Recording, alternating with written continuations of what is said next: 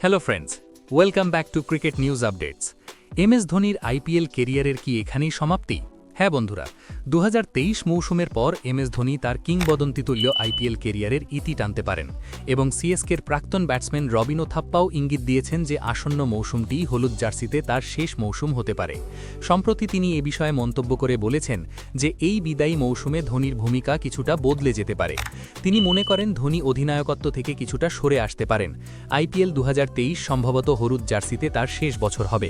আমার মনে হয় তাকে একজন পরামর্শদাতা কাম খেলোয়াড়ের ভূমিকায় দেখা যাবে। সম্ভবত তিনি 7 নম্বরের পরিবর্তে 8 নম্বরে ব্যাট করবেন, কারণ তিনি জানেন যে তার বিদায়ের সময় ঘনিয়ে আসছে। তাই তিনি ধীরে ধীরে দল থেকে নিজেকে সরিয়ে নিতে চাইবেন। কেবল তখনই আমরা ঋতুরাজ গায়কোয়াড়ের অধিনায়কত্বের আসল সম্ভাবনা দেখতে পাব। বন্ধুরা, এ বিষয়ে তোমাদের মতামত কি তা কমেন্টে জানাও এবং ভিডিওটি ভালো লাগলে এক্ষুনি চ্যানেলটি সাবস্ক্রাইব করো। Stay tuned for more cricket news updates only on Cric News. Thank you.